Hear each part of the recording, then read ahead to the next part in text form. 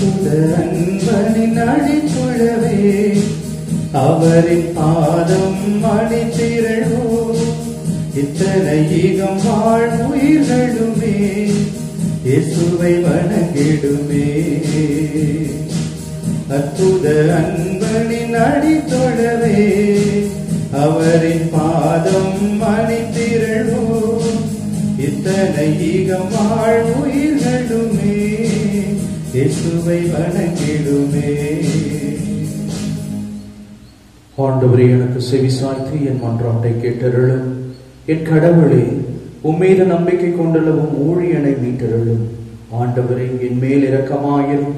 ஏனெனில் நாள் முழுவதும் உம்மை நோக்கி கூக்குரலிட்டேன். தந்தை மகன் தூயாவியின் பெயராலே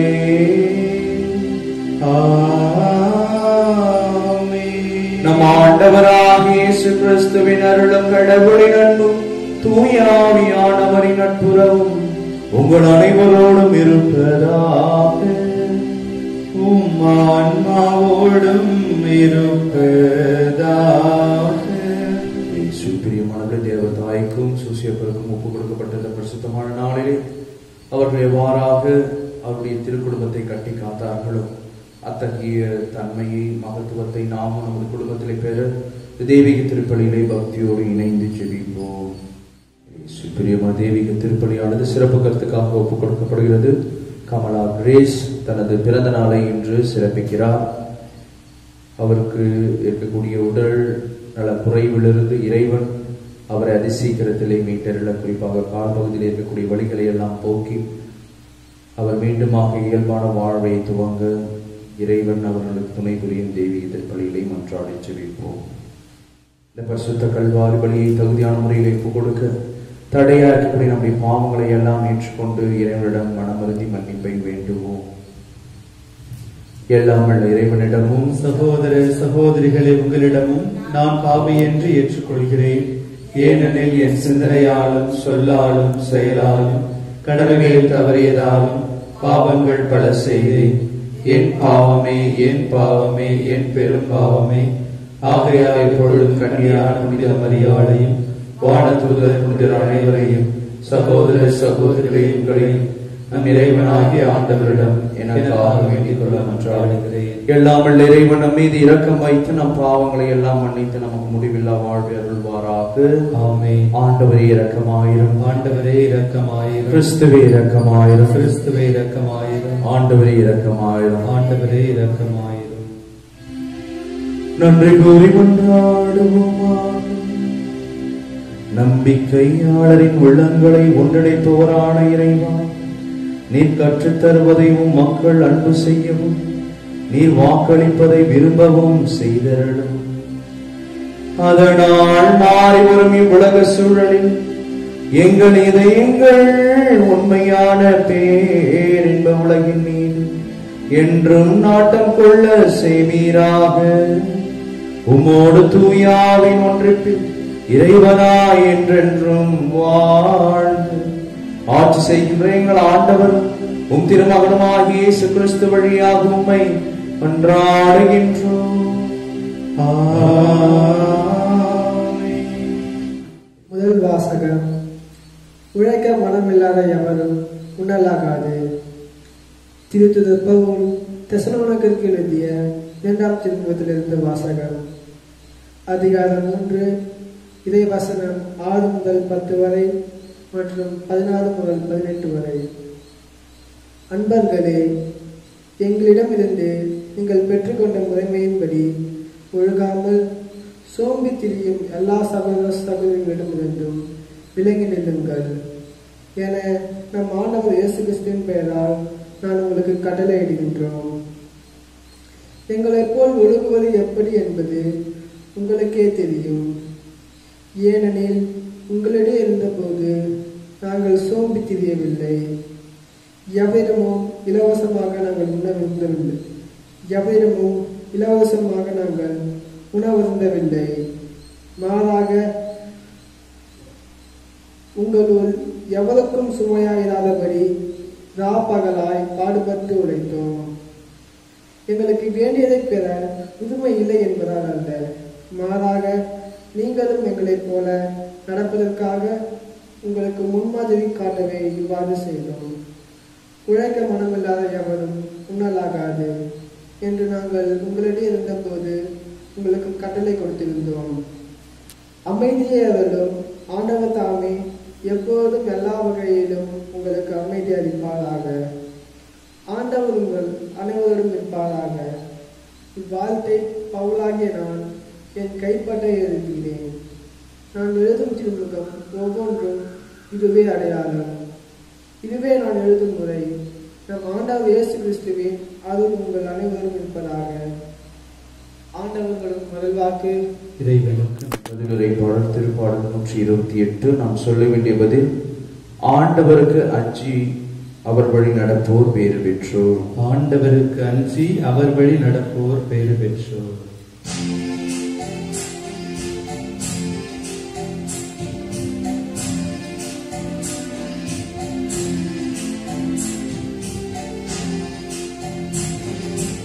ஆண்டவர்க்கு அஞ்சி அவர் வழி நடப்போர் பேறு பெற்றோர். ஆண்டவர்க்கு அஞ்சி அவர் வழி நடப்போர் பேறு பெற்றோர். இறைவசனங்கள் 1 மற்றும் 2. ஆண்டவருக்கு அஞ்சி அவர் வழிகளில் நடப்போர் பேறு பெற்றோர். முதல் உழைப்பின் பயனை நீர் உண்பீர், நீர் நற்பேரும் நலமும் பெறுவீர். ஜெபப்பாடல். ஆண்டவர்க்கு அஞ்சி அவர் வழி நடப்போர் பேறு பெற்றோர். ஆண்டவர்க்கு அஞ்சி அவர் வழி நடப்போர் பேறு பெற்றோர். இறை வசனங்கள் 4 மற்றும் 5. ஆண்டவருக்கு அஞ்சி நடக்கும் ஆடவர் இத்தகைய ஆசி பெற்றவராய் இருப்பார். ஆண்டவர் சீயோனிலிருந்து உமக்கு ஆசி வழங்குவாராக. உம் வாழ்நாள் எல்லாம் நீர் எருசலேமின் நல்வாழ்வை காணும்படி செய்வாராக. ஜெபப்பாடல். ஆண்டவருக்கு அஞ்சி அவர் வழி நடப்போர் பேறு பெற்றோர். ஆண்டவர்க்கு அஞ்சி அவர் வழி நடப்போர் பேறு பெற்றோர்.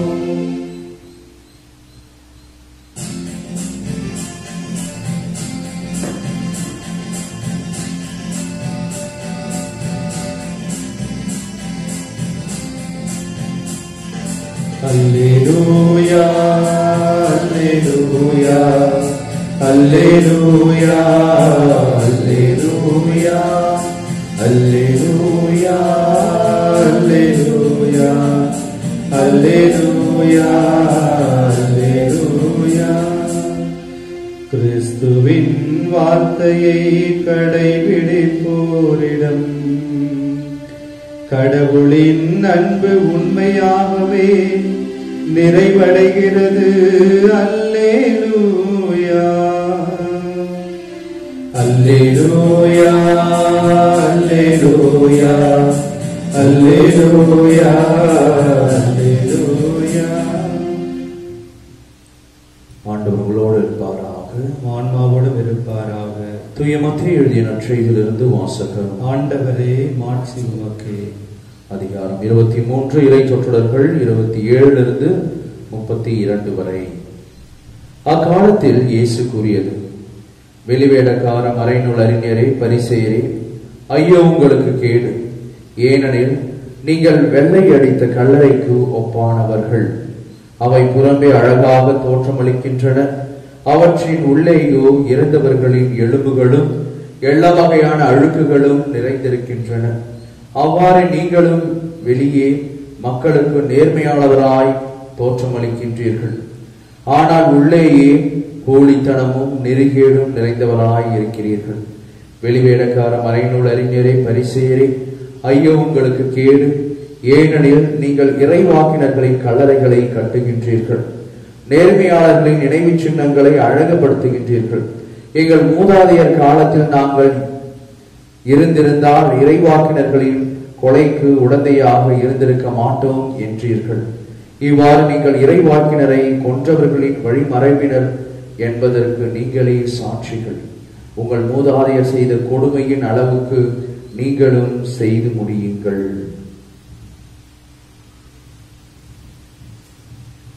ஆண்டவர் வழங்கும் அருள்வாக்கு. கிறிஸ்துவே மக்கு புகழ்.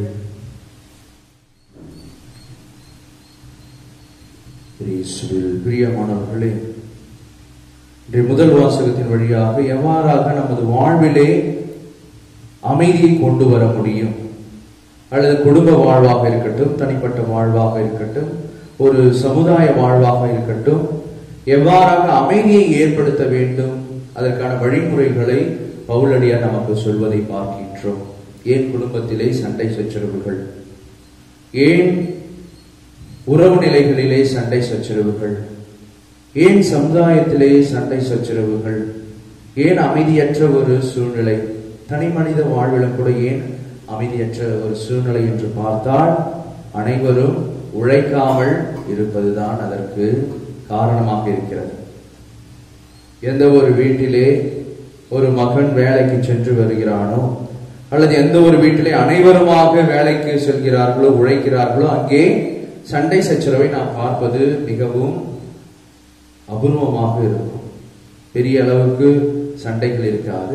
அவர்கள் மத்தியிலே உயர்வுதான் காணப்படும். வீட்டிலே தேவையான பொருட்களை வாங்கி வைப்பார்கள், நிலபுலத்தை வாங்குவார்கள், வீடை கட்டுவார்கள், திருமணங்கள் என்கின்ற சுபகாரியங்கள் எல்லாம் நடக்கும்.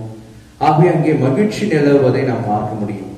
எங்கே வேலைக்கு செல்லவில்லையோ, அல்லது எங்கே ஒருவர் மட்டும் வேலை செய்ய வேண்டும், நான் வீட்டிலே இருந்து கொண்டு உண்ணலாம், அல்லது சோம்பி திரியலாம், அவர் உழைக்கட்டும், நான் அமர்ந்து உண்ணலாம் என்று வாழ்கிறோமோ, அங்கே நிச்சயமாக சண்டை சச்சரவு ஏற்படுகிறது, பொறாமை ஏற்படுகிறது.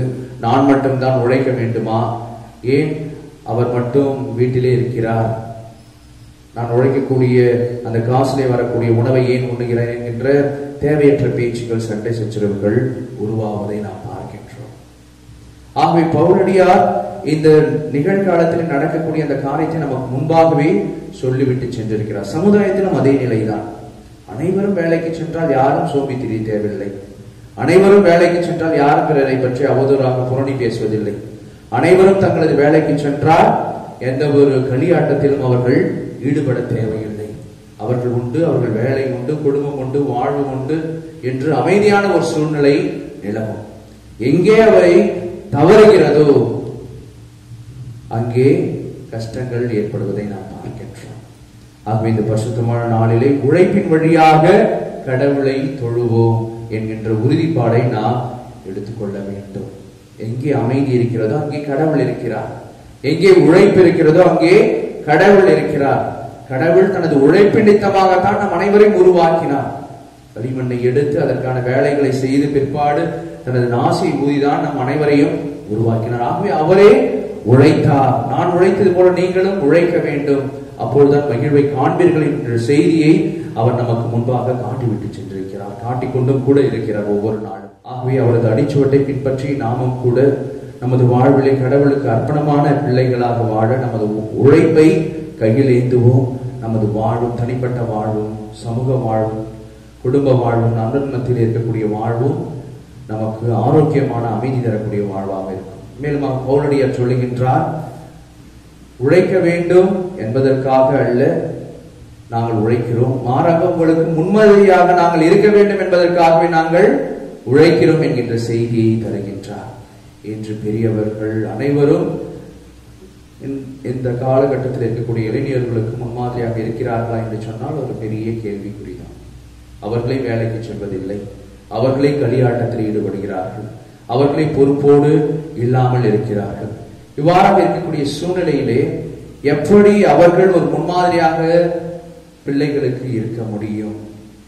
ஆக நமது வாழ்வை மாற்றிக்கொண்டு பவுலடியார் சொல்வது போல பெரியவர்கள் தான் குடும்பத்திலே அமைதியை உண்டாக்க வேண்டும், வேலைக்கு செல்ல வேண்டும், சோம்பி தெரியாமல் உழைக்க வேண்டும், பிள்ளைகளுக்கான இந்த உழைப்பிற்கான மேன்மையை அவர்களுக்கு கற்றுத்தர வேண்டும். நீதியோடு நேர்மையோடு நாம் உழைத்தால் மட்டுமே நாம் உண்ணக்கூடிய உணவு நம் நமது வயிற்றிலே ஒட்டும் என்கின்ற அந்த பண்புகளை கற்றுத்தர வேண்டும் இயேசு பிரியமானவர்களே.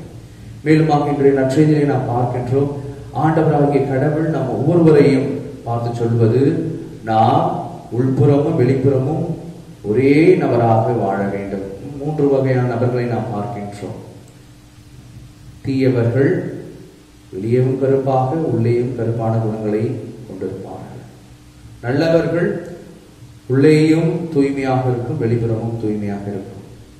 வெளிவேடக்காரர்கள் என்று சொல்லப்படக்கூடிய 3வது வகையான நண்பர்கள் வெளியே வெள்ளையாக இருக்கும், உள்ளே கருப்பாக இருக்கும். ஆண்டவராக இயேசு கிறிஸ்து சொல்வது போல வெள்ளடிக்கப்பட்ட கல்லறைகளாக அவர்கள் இருக்கிறார்கள்.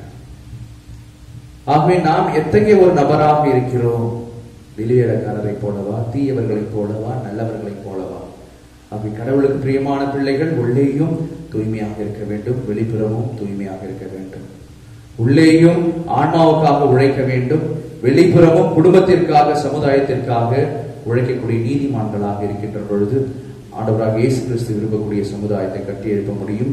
அத்தகைய வரத்திற்காக தெய்வீக திருப்பலியிலே மன்றாடி ஜெபிப்போம். ஆமென்.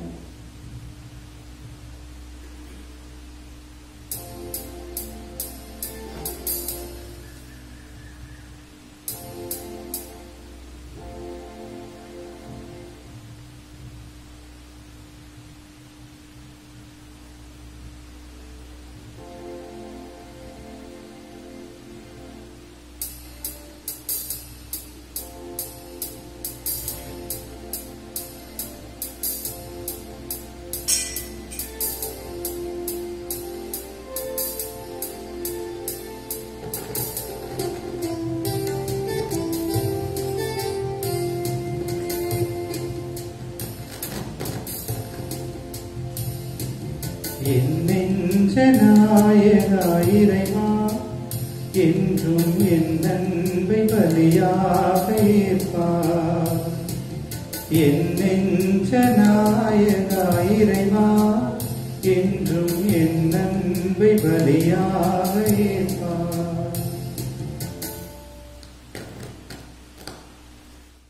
அன்புமிக்க சகோதர சகோதரிகளை, என்னுடைய உங்களிதுமான பலி எல்லாம் உள்ள தந்தையாக இறைவனுக்கு ஏற்றதாகும்படி செபியுங்கள். ஆண்டவர் தம் பெயரின் புகழ்ச்சிக்காகவும் ஆட்சிக்காகவும் நமது நன்மைக்காகவும் புனித திரு அவை அனைத்து நலனுக்காகவும் அது கையிற்று பலியை ஏற்றுக்கொள்வாராக. ஆண்டவரே, ஒரு முறை ஒப்புக் கொடுக்கப்பட்ட ஒரே பலியினால் உமக்கென மக்களை சொந்தமாக்கி கொண்டீரே. உமது திரு அவையின் ஒற்றுமை அமைதியாகிய கொடைகளை எங்களுக்கு கனிவுடன் அருள்வீராக. ஆண்டவராகிய இயேசு கிறிஸ்து வழியாக மன்றாடுகின்றோம். ஆமென். ஆண்டவர் உங்களோடு இருப்பாராக, ஆன்மாவோடு இருப்பாராக. இதயங்களை மேலே எழுப்புங்கள். ஆண்டவரிடம் எழுப்பியுள்ளோம். நம் இறைவனாகிய ஆண்டவருக்கு நன்றி கூறுவோம். அது தகுதியும் நீதியுமானது. ஆண்டவரை தூயவரான தந்தை என்றும் உள்ள எல்லாம் உள்ள இறைவா, எங்கள் ஆண்டவராகிய கிறிஸ்து வழியாக இந்நாளும் இவ்விடத்திலும் நாங்கள் உமக்கு நன்றி செலுத்துவது மெய்யாகவே தகுதியும் நீதியும் ஆகும், எங்கள் கடமை மீட்புக்குரிய செயலும் ஆகும். ஏனெனில் கிறிஸ்து பிறந்து முன்னைய பாவ நிலையிலிருந்து மனிதரை புதுப்பித்தார், பாடுபட்டு எங்கள் பாவங்களை அழித்தார், இறந்தோரிடமிருந்து உயிர்த்தெழுந்த நிலை வாழ்வுக்கு வழிவகுத்தார். தந்தையே, அவர் உம்மிடம் முன்னேறி வந்து விண்ணகத்தின் கதவுகளை திறந்து வைத்தார். ஆகவே வானக தூதர் அணிகளோடும் புனிதரின் பெருந்திரளோடும் நாங்கள் சேர்ந்து உமக்கு புகழ்ச்சி பணி செய்து முடிவின்றி சொல்லுவதாவது: தூயவர் தூயவர் தூயவர், வான்கடைகளின் கடவுளாம் ஆண்டவர், விண்ணகமும் மன்னகமும் உமது மாட்சியால் நிறைந்துள்ளன. உன்னதங்களிலே ஓசன்னா, ஆண்டவர் பெயரால் வருகிறவர் ஆசி பெற்றவர், உன்னதங்களிலே ஓசன்னா.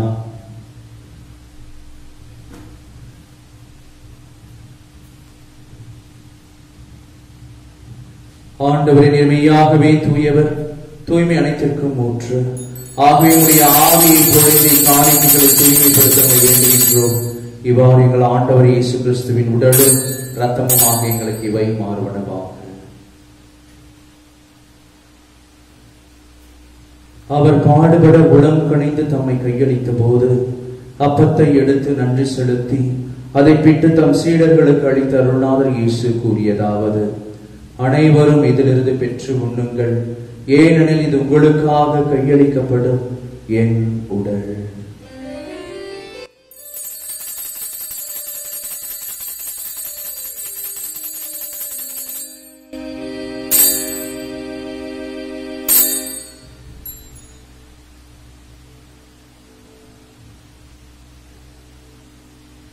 அவ்வண்ணமே இரவு விருந்தை அருந்திய பின் கிண்ணத்தையும் எடுத்து மீண்டும் நன்றி கூறி தம் சீடர்களுக்கு அளித்த அருள்நாதர் இயேசு கூறியதாவது: அனைவரும் இதிலிருந்து பெற்று பருகுங்கள், ஏனெனில் இது புதிய நிலையான உடன்படிக்கைக்குரிய என் ரத்தத்தின் கிண்ணம். இது பாவ மன்னிப்புக்கென்று உங்களுக்காகவும் பலருக்காகவும் சிந்தப்படும். இதை என் நினைவாக செய்யுங்கள்.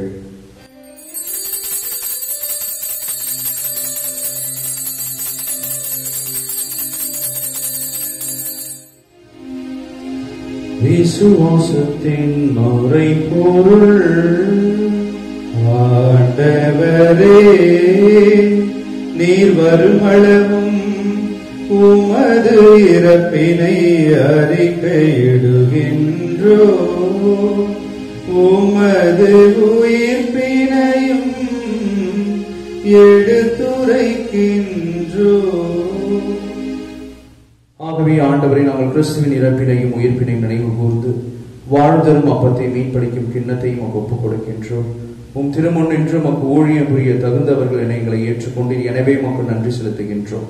மேலும் கிறிஸ்துவின் உடலிலும் இரத்தத்திலும் பங்கு கொள்ளும் எங்களை தூய ஆவியார் ஒன்று சேர்க்க வேண்டும் என உம்மை தாழ்மையுடன் மன்றாடுகின்றோம். ஆண்டவரை, உலகெங்கும் பரவேற்கும் அது திரு அவை நினைவு கூர்ந்தருளும். எங்கள் திருத்தந்தை பிரான்சிஸ், எங்கள் பாசமிகு மக்களாய நீதிநாதன், எல்லா திருநிலையினராகிய அனைவரோடும் ஒரு திரு அவை அன்பில் நிறைவேற செய்தருளும். மேலும் உயிர்த்தெழும் எதிர்நோக்குடன் துயில் கொள்ளும் எங்கள் சகோதர சகோதரிகளையும் இறந்தோர் அனைவரையும் இரக்கத்துடன் நினைவு கூர்ந்து ஒரு திருமுக ஒளியின் ஒளியேற்றருளும். எங்கள் அனைவர் மீதும் இரக்கமாயிரும். கடவுளின் கன்னித்தாயான புனித மரியா, அவருடைய கணவரான புனித யோசேப்பு, புனித திருத்துதர்கள், இவ்வுலகில் புகந்தோராய் இருந்தோர் புனித 2ஆம் ஜான் பால், புனித அன்னை தெரேசம்மாள், புனித அல்போன்ஸ் அம்மாள், கோடியற்பது அந்தோனியா, புனித ஜான் மரிய வியானி, ஃபாதர் பியோ ஆகிய புனிதர் அனைவருடனும் நாங்கள் இளைவாழ்வில் பங்கு கொள்ளும் தகுதி பெற்று உம் திருமகன் இயேசு கிறிஸ்து வழியாக உம்மை புகழ்ந்தேத்தும் வரமருள உம்மை மன்றாடுகின்றோம்.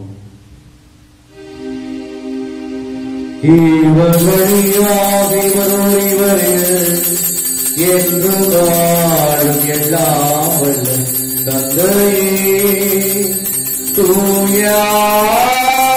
ஒன்றிலே எல்லா புகழும் மாட்சிமையும் என்றென்றும் உமதே.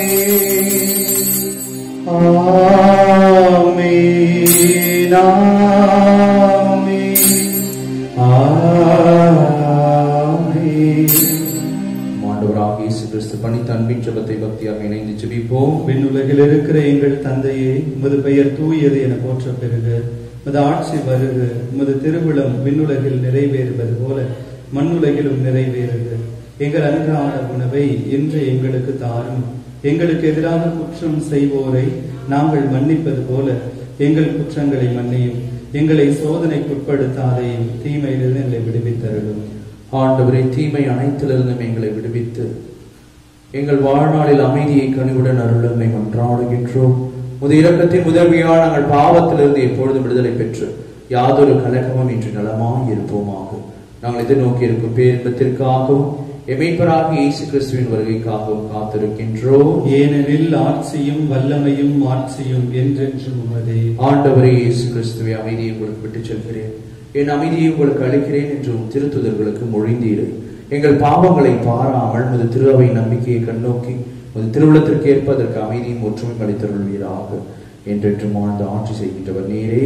ஆமென். ஆண்டவருடைய பரிசுத்தமான உன்னதமான அமைதி உங்களோடும் உங்கள் குடும்பத்தோடும் என்றும் நிலைத்திருப்பதாக, ஆன்மாவோடும் இருப்பதாக. தெய்வீக திருப்பலின் வழியாக இறைவன் நமக்கு அருளக்கூடிய அமைதியை, ஒற்றுமையை, சமாதானத்தை, மகிழ்வை நாம் ஒருவர் பிறரோடு பகிர்ந்து மகிழ்வோம். சமாதானம். உலகின் பாவங்களை போக்கும் இறைவனின் செம்மறியே, எங்கள் மேல் இரக்கமாயிரும். உலகின் பாவங்களை போக்கும் இறைவனின் செம்மறியே, எங்கள் மேல் இரக்கமாயிரும். உலகின் பாவங்களை போக்கும் இறைவனின் செம்மறியே, எங்களுக்கு அமைதியை அளித்தருளும்.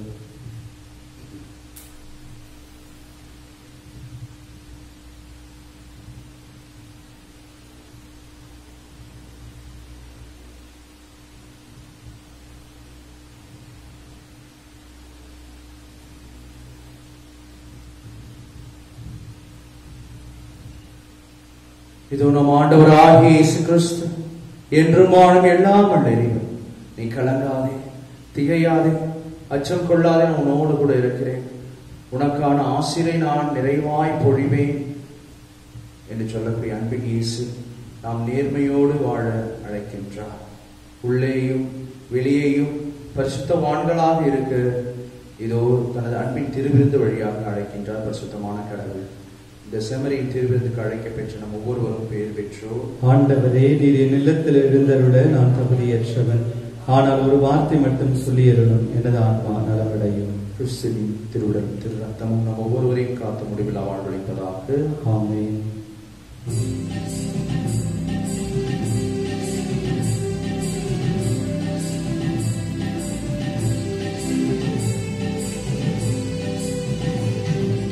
ஏழிசை நாதனே எழுவாய், இறையருளை என்னில் நீ பொழிவாய், பல வரங்கள் தந்து என்னை காப்பாய், வழிகாட்ட எழுந்து வருவாய். ஏழிசை நாதனே எழுவாய், வாழ்வும் வழியும் நீ எனக்கு, வளங்கள் சேர்க்கும் மறுமருந்து, உறவை வளர்க்கும் விருந்து, என்னில் நிறைவை அளிக்கும் அருளமுது. பாடுவேன் பாடுவேன் பல சிந்து, பாரினில் வாழுவேன் உன்னில் இணைந்து. எனது சதையை உண்டு எனது ரத்தத்தை குடிப்பவர் நிலைவாழ்வை கொண்டுள்ளார் என்கிறார் ஆண்டவர். நானும் அவர் இறுதி நாளில் உயிர் தெழ செய்வேன். நன்றி கூறி மன்றாடுவோமாக. ஆண்டவரே, உமது இரக்கத்தின் விருந்து எங்களுக்கு முழுமையான நலம் தரும் மருந்தாய் செயல்பட உம்மை வேண்டுகின்றோம். அதனால் நாங்கள் உமது இரக்கத்தில் முழுமையாக நிலைத்திருந்து அனைத்திலும் உமக்கு உகந்தவர்களாக இருக்க தகுதி பெறுவோமா. ஆண்டவராகிய இயேசு கிறிஸ்து வழியாக உம்மை மன்றாடுகின்றோம். ஆண்டவர் உங்களோடு இருப்பாராக, உம் ஆன்மாவோடும் இருப்பாராக. எல்லாம் வல்ல இறைவன் தந்தை மகன் தூயாவி உங்களை உங்கள் குடும்பத்தில் நிறைவாய் ஆசீர்வதிப்பாராக.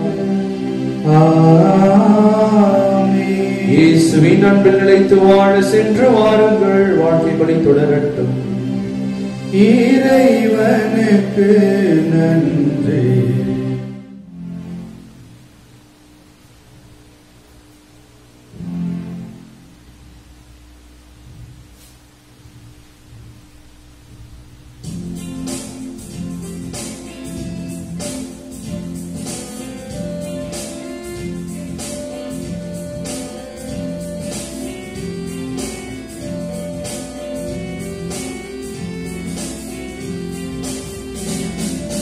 மானிடம் போற்றிடும் மாவளனே, திருமாமரி காவலனே, புனிதருள் முதல்வனே புகழ் சுமந்து, புனிதருள் முதல்வனே புகழ் சுமந்து, முனிவளனே உம் பாதம் பணிந்தோம், முனிவளனே உம் பாதம் பணிந்தோம். மானிடம் போற்றிடும் மாவளனே, திருமாமரி காவலனே,